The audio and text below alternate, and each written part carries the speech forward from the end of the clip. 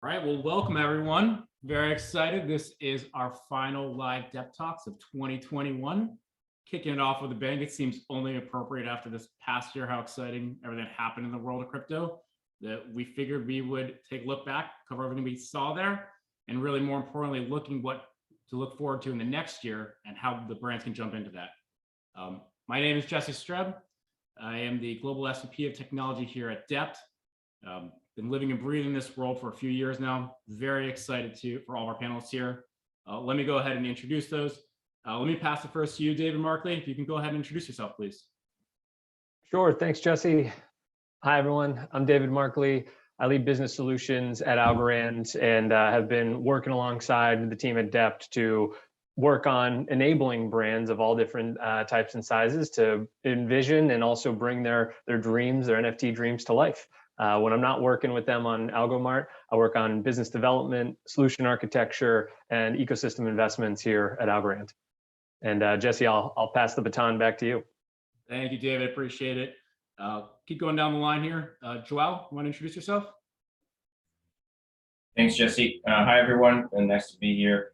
My name is Joao Ricardo. I'm VP of Product at Circle, and Circle is a financial services technology company. We do a couple of things. We bring to market infrastructure in terms of digital currency, particularly in the form of an asset called USSC or US dollar coin, which is a digital dollar that runs on blockchains. And on top of that, we bring financial services that pretty much every business needs from either a payments or a treasury point of view, really bringing this concept of companies banking on blockchain rails. And happy to be here and talk about how the future looks like. Excellent, thank you. Annmarie? Hi, everyone. My name is Annmarie Giannuzzo. I'm the Chief Marketing Officer of the Drone Racing League. We're the world's premier professional drone racing sports league. The best drone pilots in the world fly in our league, and you can watch them. We're going to be on NBC this year on Christmas Day at 3 p.m. If you want to tune in, our fans around the world also watch us on Twitter. And we're a proud partner of Algorand. What we're doing together is we're intersecting technology and high-speed virtual and in real life drone racing and building our sport into the blockchain. And we combine both esports and in real life competition. We like to say that we're creating the next era of sport. Excellent, thank you. Abdel, want to introduce yourself? Hi, everyone. Really excited to join you. So my name is Abdul Basati. What I do now is I work at the Coca-Cola company. And at the Coca-Cola company, I'm responsible for partnerships. Partnerships can mean anything in terms of fashion, music, and digital. So as a part of digital, I also lead a blockchain and anything related to blockchain. And that's why I'm here. So nice to see everyone. Thank you. All right, Brandon Aaskov, we got one more. Hi, I'm Brandon Azkov. I work at Rocket Insights. I'm the director of web projects here, and we started working with Algorand a while ago to help bring AlgoMart, the white label open source NFT platform, so that any brand can own their own NFT platform. We brought that to market in October. Since then, we've been helping a lot of customers just sort of understand the next steps in this space and how they could bring existing assets or their existing business to the blockchain, or maybe start up an entirely new business on the blockchain. So we try to help those people go from idea to actually fully fledged business. And right now I have the sun pouring on my face for another 3 minutes, so it looks a little bright. I apologize. You look great, Brandon. Maybe you look like you're getting a little pale, but don't you worry. I think it's all good. That's right, yeah. So we'll jump into it. I mean, one of the things we thought would be really interesting is just talking to some of these brands that we have here and understanding how you see crypto relating to your landscape and some of the interesting things you might be able to do there. So since we got two brands on this panel, that would be great to start with you. So I'll start with you, Annmarie. I know we've been working pretty closely together, but I'd love to understand like how you see brands being to think about the crypto strategy. What are some of the important things you think they should be considering? Yeah, it's a great question. Thanks, Jesse. And I've received a ton of advice about this topic in the past year and had to kind of synthesize all of the opinions and great expertise that I was receiving into a strategy that we're going to be marching forward with. What I would say is that, even zooming out from NFTs in particular, blockchain is a part of any modern business strategies, and NFTs are certainly part of that equation. And I think there are three key things to keep in mind when you're thinking about setting your particular business strategy. The first, and of course, I'm speaking from, the lens of thinking about fans and sports, but just for generally good business practice, the first thing to think about is how to leverage NFTs to unlock new experiences for your business clients, your customers, or your general community.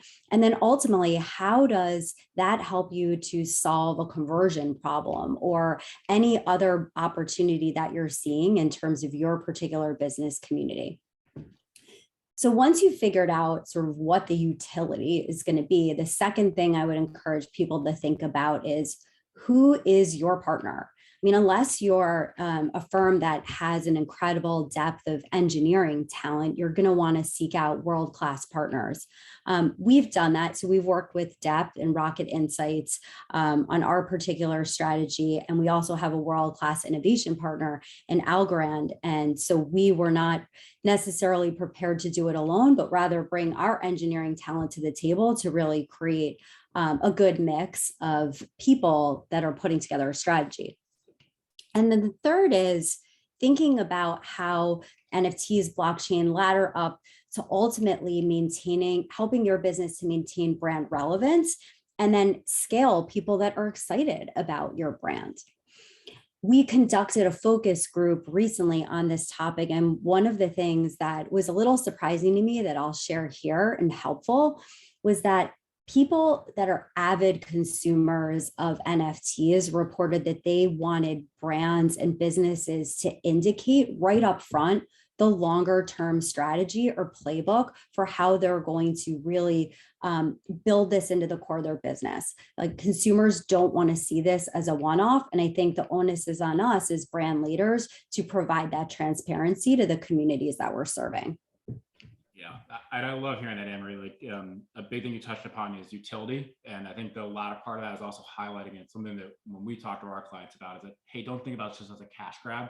Like, you got to think about the long-term strategy and what is really the added value you have going to those users as well. Thank you. Abdul, I know that you've been doing a lot of this thought with Coca-Cola as well, and I believe you have some interesting plans for 2022. What's your advice to other brands in terms of what they should be thinking about in terms of their crypto strategy as well? Yes, thanks, Jesse. I think this is a $1 million question. At least I think for brands it is, because you should see it from different angles. First of all, it's a brand new technology. I mean, I'm not sure if I'm speaking for the whole group, but at least for major brands like the Coca-Cola company, it's a brand new technology. So first of all, what's the utility of this? What's the utility of this brand new technology? What can we do with it? And I think probably bring it really down to the point of what are our consumers looking for in this brand new technology. So it's not really a case of what can we get out of it, is how can we use this to leverage this with our consumers, either driving more consumption with existing consumers or driving consumption with newer consumers, so consumer recruitment. So seeing it from those two angles, I think that's important. From a company perspective and a product perspective, I think from a legacy perspective, this is probably something that's going to be very, very critical in a lot of the companies. And a legacy perspective, from my point of view, is how do you get legal on board? How do you train your legal to understand contractual terms? Because these are terms that I can assure you they have never seen before, and it might scare them off. Secondly, finance. How do you manage to educate your finance department, especially in these major companies? Finance departments are not used to receiving anything related to crypto, either payments or anything. So how do you deal with that? And thirdly is senior management. How do you educate your senior management in terms of all these legacy, let's call them issues, that you have to deal with? How do you then move forward with a certain project? So for me, it was these two kind of forces combined, the consumer and the legacy in-house. And you need to find a common ground. And that common ground, to be honest, for me was NFT. It's, let's say, not as scary as anything to do with wider crypto blockchain implementation. It's something that's can be visually quite appealing, and it's something that can have a use case, maybe not a practical use case from its first introduction, but at least it's a visual kind of case, and also it's a marketing tool. So I think that's probably something where if you find that common ground, roll out with something that's not as scary, and then you can build on this. So then you can build on metaverses, on gaming, and we can then take it further towards tokenization, etc. So I think it's mainly taking baby steps, education, and then getting these common ground, finding this common ground between consumer and legacy. Yeah, you touched upon a lot of great stuff there. So I'm gonna avoid the temptation of diving into compliance because we have a whole section on that, which I completely agree with. I think it's a huge mountain to climb as you go into mainstream with these brands. But I also love the fact you touched upon tokenization. I do agree that I think NFTs have been a really nice way for companies to dip their toes into crypto. It's something that feels more tangible and an easier way to get started for sure. But I agree that there's some really interesting things I think we'll be able to do with tokenization down the road. One thing I want to touch upon, and this question really, I think probably for maybe either Brandon, David, or Joao, is really one of the challenges that we've seen with brands is that as you pick that partner, to Annmarie highlighted, it's a big deal, right? You're picking a blockchain, and people are familiar with certain blockchains and they think that's the way to go. And we're not going to go into too deep on the right blockchain and what's not. But one of the challenges we see is interoperability between those blockchains when you have an NFT, right? So as a brand, if I leverage, say, Algorand, David, but I now want to go sell it on OpenSea, which is going to be on Ethereum, how much of a challenge is that you think we need to solve for? And what do you foresee happening in the future there? So I guess I'll direct that to you, David. Yeah, thanks, Jesse. So taking a step back and using the same process that Annmarie outlined, that Dell outlined internally to chart the right course, it's really about getting back to the basics and what's right for the particular brand, right? You want to take an inventory of what are our goals, what are we trying to achieve, and then we can have a discussion around, hey, is blockchain the right technology? And then what is subsequently the right blockchain? And that's a motion that, Jesse, you're obviously familiar with, that Brandon and I have very much been trying to refine and perfect here over the last 9 months or so. And so out of that process, as Abdel alluded to, or as Annmarie alluded to, how do I engage with my customers in a more meaningful way? How do I give them unique experiences that blend the physical way that I'm engaging and the virtual way? And this isn't so dissimilar from the Nike acquisition that was just announced, right? Nike has a very strong physical footprint where they engage with their customers in these traditional mediums. And now they've just acquired a digital platform that allows them to recreate their physical goods in this digital world. And so you might be thinking, hey, why would Nike do this in the first place? Well, Nike now has a way of rewarding their consumers in a new channel that is direct to that engagement base. And so they can see with high fidelity who acquired the Air Force One, token or digital representation. They can reward them with early access to, unique designs of that sneaker, to auctions for a new limited series, to in-person events. And so it just is a new way of engaging with their brands. And so once you have that use case in mind, now you can start to take a technical lens and a technical evaluation framework on, okay, well, how many transactions do we need?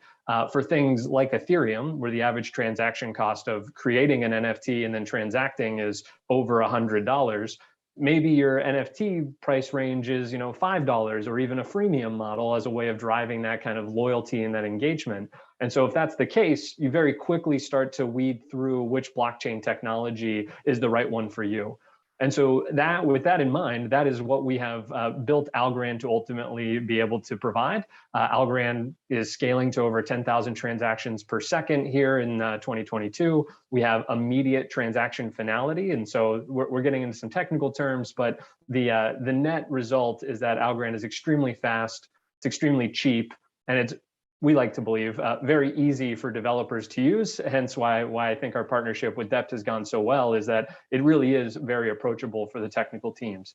And so all that to say, I'm not here to espouse, I'm certainly biased. I'm not here to espouse a particular blockchain. But when we start with what is the brand's end goal, what is the campaign, how are we going to use this technology in a meaningful way? And then what is the right technical platform? I think we've found that Algorand time and time again rises to the top. Yeah, I mean, to be fair, right? There's a reason that we chose to partner with Algorand for all the reasons you said. I'm going to give Brandon a minute to say it because we say it a bunch when we talk to our clients. You didn't touch upon about Algorand, which is that we call the business-friendly blockchain as well. And so I think it's a huge thing as these brands are getting comfortable with crypto that you find that blockchain is. So Brandon, I'll give you 30 seconds to a minute, just talk about like, sure. Hey, why did we choose Algorand as our partner as well, as our blockchain? Yeah, I think you touched upon it right there. It is very business friendly. There's a couple of features that Algorand supports, such as clawback and freezing, that I won't get into because that's more lingo, but those are great features that Algorand supports that gives us a lot of, it lowers the risk, right? This is especially when we're touching upon regulation a little bit and compliance, but it does lower the risk when we use Algorand as the backing blockchain. Plus, it is a layer one solution, meaning it is a blockchain that comes with all the features that we would need as opposed to trying to bolt on other solutions to that kind of thing. But I think the biggest thing is that most of the time you're going to defer to some kind of engineering team to what is the best thing I should use. And Algorand has done a fantastic job of creating developer resources, a fantastic developer portal, tools for developers to use their node, their sandbox locally on their computer so you can get up and running really, really fast. I would highly recommend it if you are a developer to go check out their developer portal because it's very good. And if you're a developer, you know that good docs make all the difference, and they have great docs. So that's a very, very huge plus. Absolutely. All right. Well, thank you. That's a great segue kind of into our next chapter. We're going to be going a little bit more into fraud and compliance. This is a big thing that we talk about our clients with. And a big reason that what we built Algomart on top of was Algorand for the blockchain, but also for our payments rail Circle. So I want to pass it to you, Joao, and just if you want to just talk about some of the work that Circle's done as far as being compliant and really how Circle can help those brands be able to receive payments and some of the advantages there. Sure. I think one element that quickly comes to the forefront when brands and any company is entering this space is that what you're dealing with here is value, right? It's value exchange, and so I think typically. People tend to think about things like fraud and compliance when it comes to monetary exchange, right? But actually, it's a huge concern in other areas that most of us are not typically familiar with. In the art space and all of those things. There's a lot of fraud and a lot of compliance issues just because you're dealing with value exchange. And I think that this new technology and the application to NFTs in particular is no different. Businesses will face unfortunately, bad actors trying to exploit and benefit from sometimes people not being extremely familiar with the way that these new things work. And Circle has always been for 8 years now of the belief that there's probably a better technological answer that matches the new way that things are being done in this technology in blockchain, which is to put a lot of things on chain, to rely less on people and on processes and more on software, and similarly for fraud and compliance. So for a long time we have matched all the investment that we have done in technology from the point of view of supporting the actual financial and value exchange that is necessary for all these use cases, right? You effectively have always a party A and a party B. They want to exchange an asset or they want to exchange currency. But coupling that with how to figure out, whether those transactions are safe for the participants and whether they are compliant with the various regulations. So the way that we typically deal with that is we bring products to businesses that as we think about it, they layer on top of blockchain technology. We also establish bridges to the traditional financial system in a way that if brands and businesses need to accept payments in the form of traditional payments, such as payment methods such as a card or a bank account transfer or things like that, but the transaction, the value exchange that they want actually to take place is delivering an NFT for a user, right? So you need to combine the traditional financial system with the transaction value exchange that happens on blockchain. And because those things get very quickly complicated because you're effectively dealing with a transaction that's happening across multiple disparate financial services and systems, dealing with fraud and dealing with compliance is very complicated for businesses. And we observed that there was an opportunity for us to help businesses with that. So what we do is we offer essentially fraud tools and fraud engines, so that if businesses and brands are accepting these traditional payment methods, that they can rely a little bit on software and hopefully have a better answer for that. And then we are super heavy on the regulatory compliance side.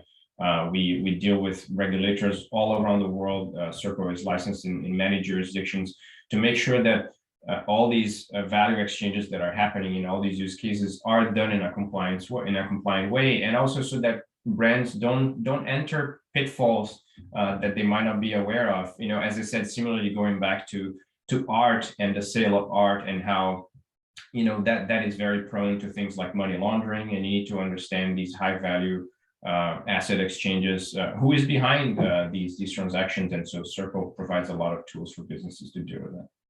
That's great. Yeah, thank you. And then the one other thing that, just for the audience as well, I don't know if everyone's familiar with the stablecoin that Circle has, USDC, and I didn't know, helpful just to give the audience a little context on what USDC is and why that's so beneficial for the crypto world in general too. Yeah, happy to. Yeah. In our trajectory as a company, I think we quickly realized, or maybe not so quickly, it took us a few years, but we realized eventually that what this space needed was the currencies that we are familiar with on a day-to-day basis, the dollar, the euro, the Japanese yen, whatever it is, but bring these currencies in the way that people trust them, and in the way that they are stable and familiar to the day-to-day value exchange that people have. But bring those to blockchain, right, and have essentially the dollar running on blockchain technology. And USDC is Circle's answer to that. USDC wasn't the first to market. There were other stablecoins, as they're called, before. But when we built USDC, we thought about it in a particular way. We, again, with eyes on regulatory compliance, we thought this needed to be built for the dollar, out of the US, with US banking partners, with companies regulated in a particular way, but in a way that it was still liquid and super easy to use and super accessible globally. And so we did that with USSC. USSC is the second largest dollar-backed stablecoin today, with over $40 billion in circulating supply. And it can essentially play this role of the dollar that is used for payments of, for example, NFT, but any other transaction happening on blockchain. Yeah, that's great. And I heard someone describe it as probably the simplest way to think about Circle is almost the Stripe of the crypto world, which is simplifying it way too much, but it's an easy way for I think some folks on this call to think about it like, great, I can take my credit card and now I can sell something and get onto those crypto rails through USDC on Circle, and then everything opens up to me. Would you agree with that analogy, or do you think that's a little too basic? I think it's a good analogy. I think it helps people quickly understand what we're trying to do, but I would risk to say that we're actually trying to do something that's even a little bit more ambitious than that. I think. Yep. We fundamentally believe that blockchain rails are just going to be the next infrastructure for finance around the world. And this is going to be a transition, and it will take time, but eventually we'll get there. I think we're seeing that with some use cases like NFT and commerce of NFTs, where essentially, as I said, a lot of the value exchange, a lot of the payments and settlement use cases are happening then on blockchain. When you see brands and businesses doing that, the way that we imagine the future a little bit after that is that companies will actually be banking with services that operate fully on top of this digital infrastructure, right? Because it's so much better. It works on weekends, right? It works at 8 p.m. at night. It doesn't close in your face when you most need it. It's fast, it's cheap, as David said. And so we believe that the entirety of the financial services industry is going to be rewritten on top of this technology. And Circle ambition to be a digital currency bank for all these businesses to fulfill the needs that they have from a financial service point of view. Right now, as you said, we started with the payments angle because that's a very, very material pain point for a lot of companies, and we do a lot in payments. But just this year now, in late fall, we have launched a product in the treasury space. So companies now, if they're holding assets in the form of digital dollars, they can now invest with some Circle products and make some yield. Certainly a lot better yield than they would make in a traditional business savings account. And that's our ambition, to continue to provide all of this portfolio of financial products to businesses. Yep. Yes. It's a great product. Given the current interest rates, it's amazing what better yield you can get that. So definitely encourage companies to check it out. Super interesting. I won't go too far down this rabbit hole, so I'll stay out of it. But to your point, absolutely seeing all financial systems moving over to this blockchain world because it is more efficient. And you're even seeing some of world governments doing it as well. So adopting Algorand as their blockchain to do that, which is it's fascinating to see. Very interested to watch that play out. I would love to turn over to you, Abdel. I know I can only imagine trying to navigate going through finance and compliance at CocaCola and what that journey looked like. Would love to hear how you navigated it and your ultimate solution of launching this summer on OpenSea, how you came to that conclusion and how much compliance played a part of that. Yes. You're alluding to the NFT that we launched on OpenSea in June, I think it was. Sorry, so that took a lot of work. I think it took probably somewhere between 2 years from laying the groundwork,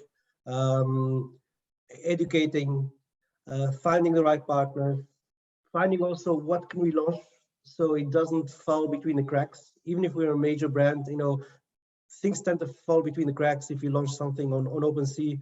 How to make it relevant. So these were all questions that I think we needed to answer in those 2 years. So again, I think I'm not going to go through it again, but as I mentioned, legacy was very important. So explaining what we wanted to do, how we would contractualize what we wanted to do. Another thing was, can we accept any cryptocurrency to be paid with? We couldn't. So the angle that we had there, I think just for everyone's knowledge, is that we basically donated the money that we made. I think it was around $500,000 to charity, one of our partners. So we sponsor the Olympics and the Special Olympics. So we donated the $500,000 to our partner at the Special Olympics. I think I told you, Jesse, before that I think charity angle sometimes is something that's missing in the crypto world. So we were very happy to do this, and it solved an issue, not accepting cryptocurrency. Beside the point, I think the charity angle was a very interesting one. And then also, I think probably talking about the product. So what we did is we had a fan-shaped box that contained about 4 elements, and each element alluded to a specific part of Coke. So the sound, the fizz, the color, the image, and all of that was packaged in a very nice format in an ancient or an old fridge, so an old Coca-Cola fridge. So that did very well. That did very well. And we were very happy about it. And I think what we always talk about it internally is we call it a test and learn. So for us, this was really a means of testing the model, testing what we had as procedures, if those were correct, launching it, and then learning from it. So let's see, those kind of 3-4 different procedures really aligned. And we had many learnings from it. I think you alluded to somewhere also in terms of what kind of partner would you launch this with. So we launched this with a partner, to be honest, they didn't have a big track record in NFTs, but that took us on their journey. So it's a partner called Taffy. That's an old standing partner from ours that does collectibles. So that partner then also took that journey with us and launched it with us. They did a great job. The OpenSea collaboration was also interesting in terms of how do we launch this? How do we communicate about this? You can understand also, we as a global organization, again, because this is a test and learn, we don't necessarily want it to become viral. So that was something we needed to keep in check, which was difficult.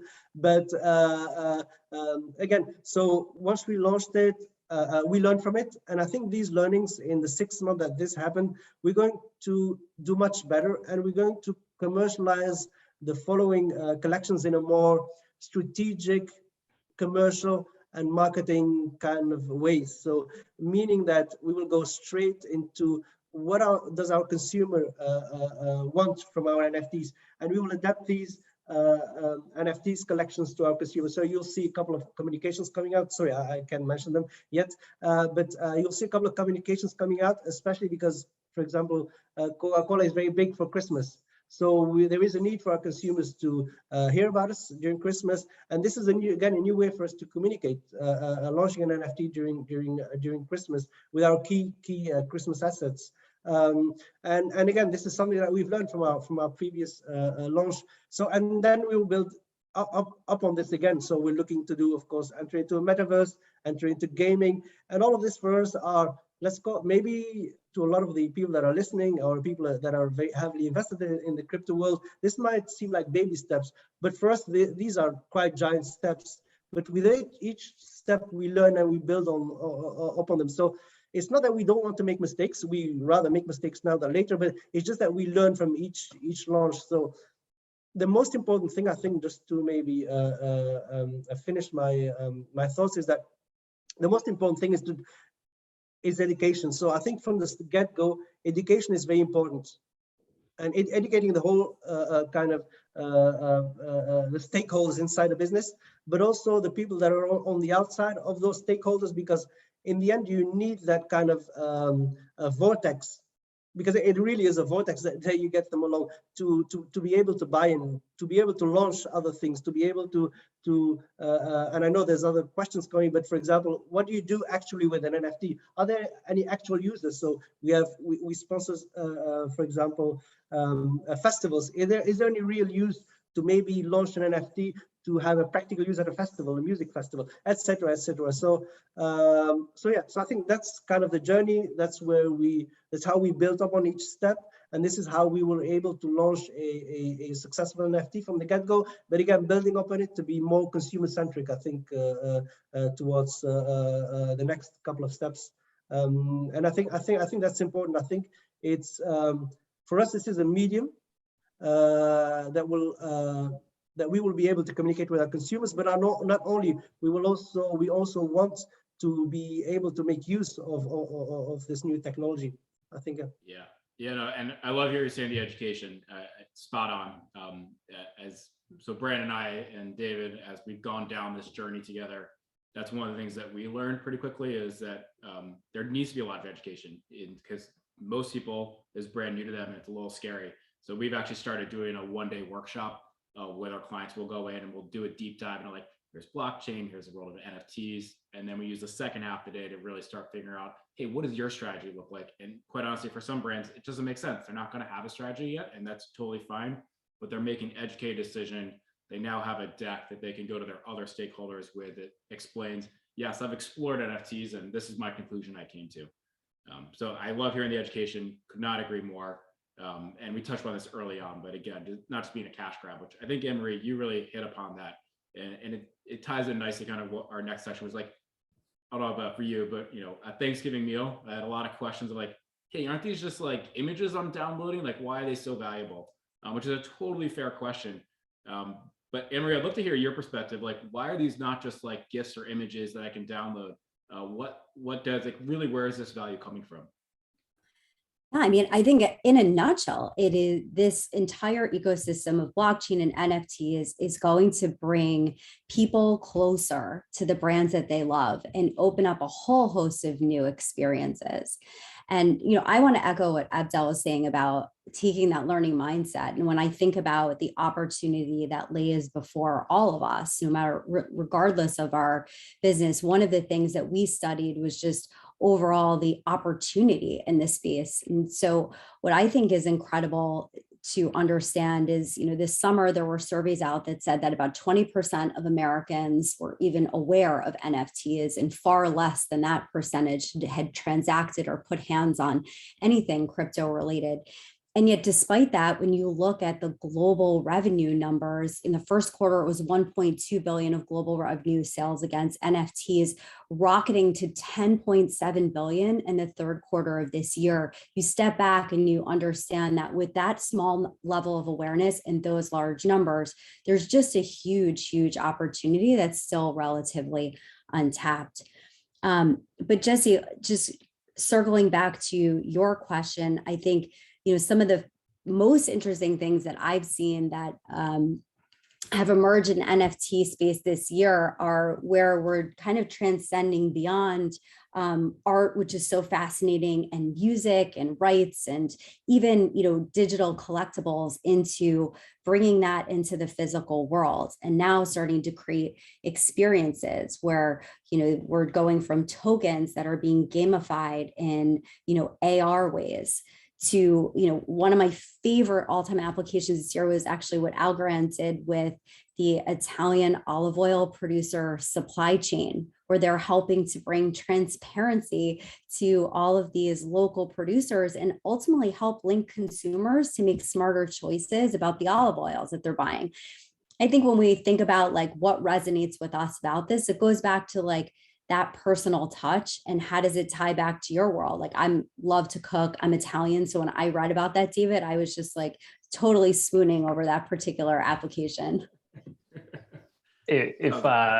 If you're interested, they are taking it one step further and also offering basically certificates of authenticity, but then also the ability to have in-person cooking classes and more bespoke experiences for those that acquire authenticated olive oil. So there's a whole roadmap of unique experiences. So if you're excited, I'm happy to put you in touch with them. I'm taking you up on that, David. Getting hungry now. It's still morning for me, but ooh, sounds good. That is really, I agree. Like I love seeing the intersection there between the physical and the digital world. And I just think some of the utilities we have there are going to be super, super neat that we'll see as we go into 2022. Before we go in that last section, which Annmarie, I intend to, because it's a perfect segue, which is really what do we see for 2022? I'd love to hear from you, Brandon, because I know this is something that we talk about a bunch with our clients. Kind of two things. So one, is this really a new thing, like this idea of NFTs or collectibles? And then two, like, is that value in the fact that it's unique, or like really where does that value come from? Yeah, that's a tough one. So it's definitely not new. If you think about collectibles, you can think all the way back to baseball trading cards, to Pokemon, Magic the Gathering, which comes up for me all the time because I do play Magic the Gathering. And it was actually the first thing where I realized, I'm like, oh, I wish I could buy these as real NFTs that I could exchange for a real world item. But that goes back to your point earlier about having some kind of further utility other than just collecting it. Maybe it gives me the right to stand in line earlier or later. Maybe it gives me the right to buy more at a cheaper rate later. Maybe it gives me some real world utility where I could exchange it. And I think that's what I think we saw a lot of people rush to the table after they saw those numbers that Annmarie mentioned, and were like, we got to get into this space, and then took a step back and said, like, how do we get into this space and still be authentic and not have it be a cash grab, as you mentioned. So that's my hot take on that. Yep. The numbers are huge. Go ahead, David. I was just going to expand on it. I mean, there is without a doubt a number of NFTs out there that will quickly approach absolutely zero value without question, right? People throw things out there that don't really have, to Annmarie's earlier point, a vision for how this is going to add long-term and differentiated, meaningful experience. Now, in some cases, like items that are of the zeitgeist of the time, like CryptoPunks and some of these other things, I think those will have staying power because it shows that early adoption, that kind of community identity that people have really attached to. But I think that's a fleeting window of opportunity, right? Brands might be able to recreate that, but I think the real long-term value add here is having a more intimate connection with your customers, people who participate in drone racing leagues, original NFT drop as an example, who are able to attend in-person events, who are able to live stream with special perks, who are able to just extend that experience that they're already passionate about in a meaningful way. I think that's where we start to really see the large value capture. And then to round it out and bring it full circle, no pun intended, actually, partnering with companies like Joao to allow your consumers to access these items, access these experiences, these collectibles as easy as just using your credit card is really where it's all headed. And that's the convergence that I think I'm most excited about as well. Yeah, that makes all the sense in the world. Cannot agree with you more. Absolutely, there's gonna be those early bragging rights, which are gonna be super valuable. But I agree that is a fleeting moment, and it's gonna be super interesting to what is that long-term value with brands and their clients for sure. I know we're coming up against time a little bit. I wanted to go down the line and just each ask of you, what do you expect or hope to see in terms of crypto and how it relates to brands in 2022 and beyond? So I'll start with you, Brandon, because you're top of my my list there. So I'll start with you and we'll just go down the line. Yeah, so kind of like I mentioned before, NFTs were a good tip of the iceberg for people to sort of wrap their minds around some of this blockchain stuff. Now what we're starting to see is more people saying, tokenizing something, how do I do that? How do I make money off of that? And there's definitely more education there as well, lots of education to be had. There's also a big investment on basically just being transparent. Annmarie, hit the nail on the head there. It was, if you're gonna move toward this concept of having tokenization or having NFTs, what is the roadmap? What is your plan? How are you going to distribute these things? And how are you going to make more? And how are there going to be future utility? And I like that the whole nature of blockchain is about transparency. And now it's pushing companies to actually show that transparency or get left in the dust. And I think that's going to be a big shift in 2022. How about you, David? What are you hoping to see in 2022 in terms of crypto and ideally how it relates to brands? Yeah, I think so. When we talk about this utility, the obvious starting point is in virtual experiences. And the first virtual experience that comes to mind is certainly gaming and Meta with their big proclamation about bringing true virtual world and augmentation to a home near you. I think that is the frontier that we'll see the earliest adoption. But we're already seeing this unique combination of virtual and physical with the announcements from Nike, with things like Coca-Cola. And so I think that trend, we're at the tip of the iceberg, as they say. That's only just getting started. We have done a number of use cases and concepts with brands around ticketing, around exclusive experiences, around early access to different venues that they already have. So more traditional brick and mortar, and kind of creating a unique spin. Museums offering kind of customized viewings of different showpieces. And if you attend, you get a digital NFT and collectible, which not only symbolizes a bragging right, but guess what? Who's going to be the first people the museum reaches out to when they have a similar experience in the future, right? And so it really starts to become an interesting landscape. And I think 2022 is going to be the year of more traditional brick and mortar, showing how they can easily blend the two, and then these virtual in-game experiences, and then finally AR and VR, showing that these NFTs are getting rendered in a meaningful way where your character looks better, or you can buy a plot of land, or you can do something in the game. Those are kind of the two obvious utilities that I think are going to play out here in the next 12 months.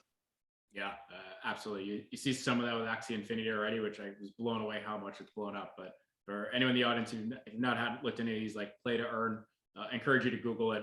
It's a whole other wild world where brands or just companies are interacting with their clients. Keep going down this list. Joao, I'd love to hear from you, like what you really are hoping to see in 2022 in terms of crypto and what that can mean for companies.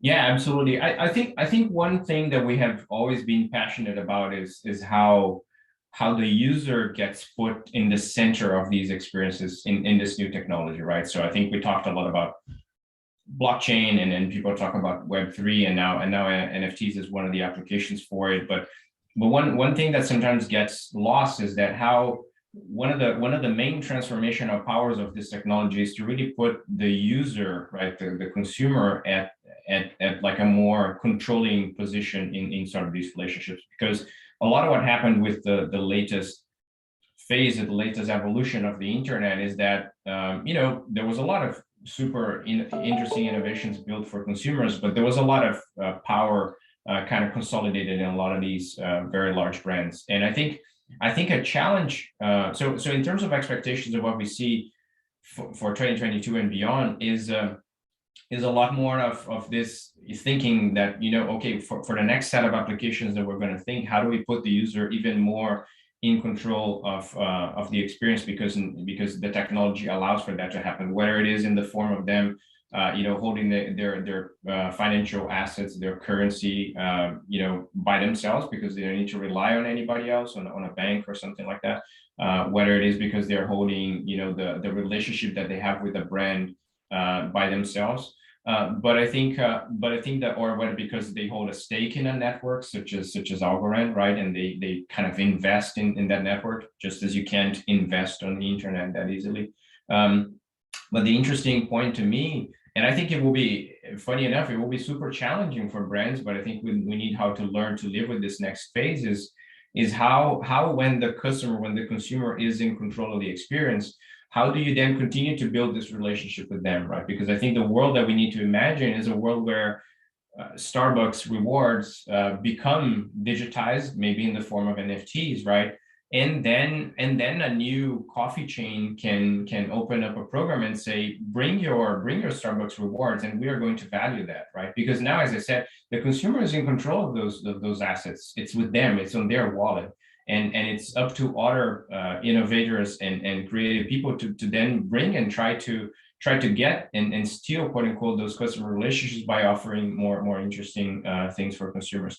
I think that's going to be challenging for everybody, but I think it's also going to promote, as I said, the consumer in the center of all these experiences. And I think it's only going to be better for us as consumers. And we're very excited about that in this next phase.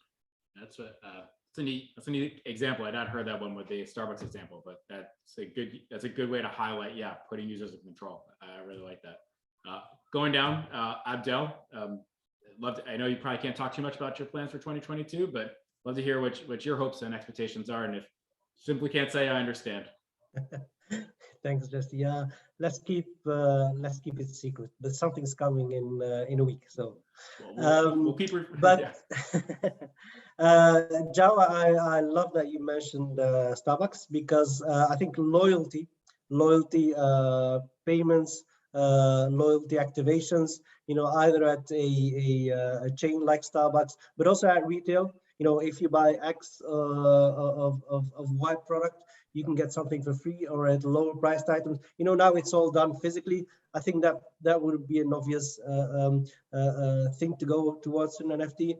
But in general, I think for me, it's all about fan engagement. I think fan consumer engagement. I think this will change how consumers engage with a brand. And I think, for example, a fan that owns, or a consumer that owns a token, you can maybe at Coke vote on certain flavors, maybe vote on what would be your collaboration that you would like to see us doing. So it'll be much more interactive through a tokenization, I think, or an NFT. So I can see these real use cases. Again, as I mentioned, with royalties, with retail. And I think something that I would like to see, but maybe it's still early, is contracts. So I think it will lead towards decentralized contracts. Something that I see happening is also the line between virtual and physical will get much thinner, like we saw with Artifact and Nike. So we're also thinking about it. How can a consumer both consume a physical beverage, but also own something on the blockchain? And again, I think we're seeing something like, can we have something where we have ads in metaverse, and those ads can then interact with your avatars, and there'll be a certain system around that. Tokenization, I think tokenization will be a major one. I think tokenization of brands will be a major one next year. But in order for that to happen, I will mention the forbidden word, which is regularization. So I think we need some more regularization to happen. And I know not everyone is probably a fan of this, but I think we need some kind of guardrails for brands really to get on board in terms of tokenizing their brands. I think that's definitely something that needs to happen. Yeah, we're talking about just startups as well, getting into the tokenization space. Just a lot of fascinating things you can do along voting along those lines for sure. Annmarie, love to hear it. I know we're working with you closely, so I think we got a good idea what's to come for you, but I'd love to hear from your perspective what you're hoping to see or expect to see in terms of crypto and Drone Racing League in general in 2022. Well, I definitely agree and echo the sentiments of all the panelists that we're going to be looking at gaming and putting fans in the center of the experience. Maybe I'll take a little bit of a different spin on it, which is what I've witnessed to date is that fans and communities that are interacting with crypto and blockchain are doing so in a very intentional manner at the moment. I think that we're still seeing, early adopters in this space. And for us as an ecosystem to really transcend into mass and mainstream, we probably have to evolve our gaming, our applications, our fan experiences into more of a state of being where people are using blockchain and they don't even really know that they're necessarily using blockchain. I think we have to make it that simple, and the onus is on us to always kind of elevate that fan experience and ease of use. And so that's really, one of my hopes for the next year. Yeah, that's spot on. It's the only way you're going to be able to do that is if you can make it ease of use and not scare the mainstream off, right? We're really still talking about a small percentage of the population that's comfortable here. So I could not agree more. I think you guys are doing a great job of that. We got a little bit of time left. I wanted to open up to the audience for questions. I see that we have some questions in chat already. So I'm just going to read these out. And if you want to answer, please just raise your hand and I'll call on you. So how are small/middle market companies, not a huge brand, how are they using NFTs? So I just want to highlight there are, as far as with Rockin' with DEPT, we are today already working with brands that are not necessarily these huge brands, but they're really trying to create their own brand through this. So I don't think I hope the audience does not feel like, oh, this is only something that a large brand would be able to do. That's certainly not the case. And if you go and look on any of the open exchanges today, you'll see people basically creating their own brands, right? I think, David, you mentioned some of them already, like whether it's Cyberpunks or CryptoKitties. There's people actually creating these almost brands via NFTs as well. So it is absolutely not just limited to large brands for sure. Yeah, I just to reiterate, when you start with the basics, those basics are universal. How do I engage with my customers? How do I retain them for longer? How do I ensure that they engage in a meaningful way? And then blockchain, NFTs, these items are really just a toolkit that's at every brand's disposal, large or small, to engage your users in a meaningful way.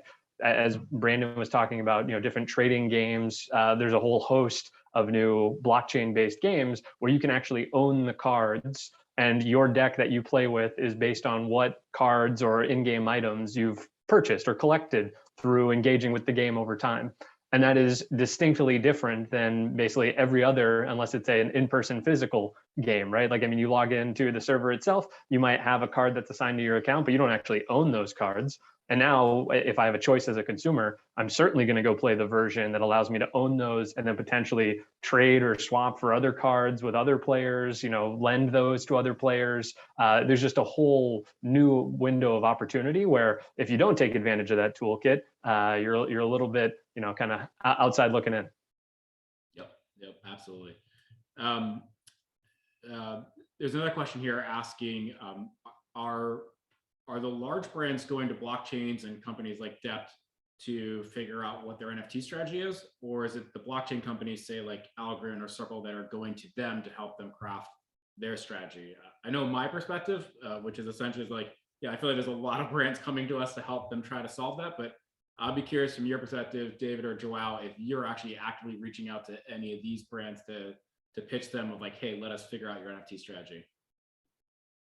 The answer for me is simple. I work in business development, so the 100%. If you're a brand and you're listening in and you want help refining your strategy or thinking through how you might be able to do this, 1-800 Markley. I'm kidding. I'll leave my email address, but answer is 100% yes. And Joao, I don't know if Circle is pursuing it in a similar fashion or not.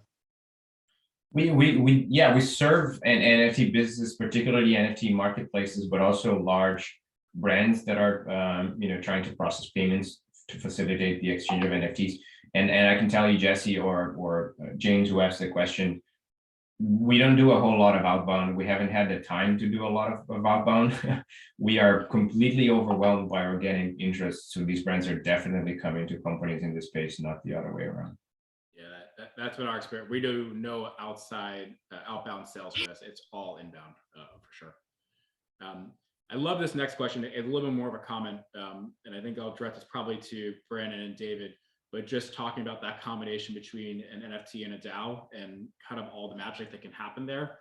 I was curious, I think you alluded to some of this with some of the tokenization that we'll see in 2022, but I was curious, I guess I'll direct this to you, Brandon. How powerful do you see that? And do you see any clients today that are interested in exploring that? So Yeah. I think you got the question. Yep. Yeah, there's definitely clients wanting to explore that space of becoming a DAO or creating a DAO, and it's definitely more complicated than I think they might be aware of. But it does touch upon this idea of using smart contracts, which is the other. I mean, it's like the big reason why blockchain technology is awesome. Like with smart contracts, you can do a lot. When you think about a DAO, it's typically replacing that middleman and putting the user in control. And like, think about Uber. Normally you open up Uber on your phone, you would call up an app. Well, what if you could just call up that driver directly and there is no Uber and you're just paying that driver directly? I'm not even going to get into the whole background checks and all that stuff. That's a different kind of problem to solve, but we can start to see how these decentralized companies will replace centralized companies today so that we don't have to go through a middleman. That is a huge part of the reason why you need a ton of transparency around that. But yeah, there is a lot of interest and still a lot of education to do. And as we mentioned before with the NFT strategy stuff, we also have a whole strategy we're planning for. If you want to tokenize something and go toward becoming a DAO, we can put you on a path to do that and teach you and guide you through the whole process. Excellent. I think we have one more question here from Rich. So he was just pondering the idea of if you have a Coca-Cola NFT with a variety of flavor combinations that work with their smartphone soda vending machines, just some of the mechanics of what that might look like. Given that it has Coca-Cola name, I'm gonna direct that one to you, Abdel. Yes, I think that's one for me.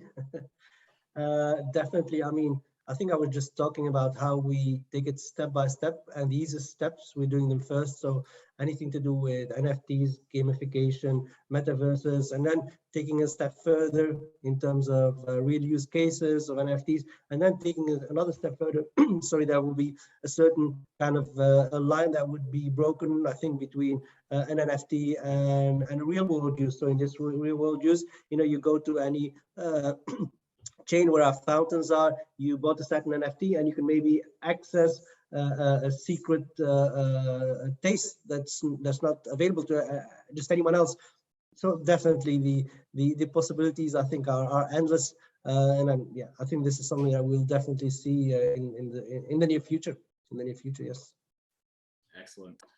Well, I think we're running out of time at this point. I want to thank everyone that listened in. We will be recording this and putting this back up on the web, so feel free to share it out with anyone else. We'll also have people's contact here if you want to reach out to any of our panelists. Thank you, all of our panelists. I know end of year, this time of year, it's super busy, so I really appreciate you carving out the time to do this. I also wanted to highlight that we will have another DEPT Live Talks in January of next year on trends, what we've seen in just technology in general. And then we're going to do a follow-up crypto, a little bit going deeper into the technology, more around the tokenizations, probably getting closer to the last question we get to answer around the metaverse. I think we'll have to wait until February, but we'll go deeper on that and that Live Talks as well. So thank you for everyone for joining. Looking forward to seeing you all in 2022. And thank you again, all panelists. Thank you. Yeah, thank you. Appreciate it. Thanks all. Bye-bye.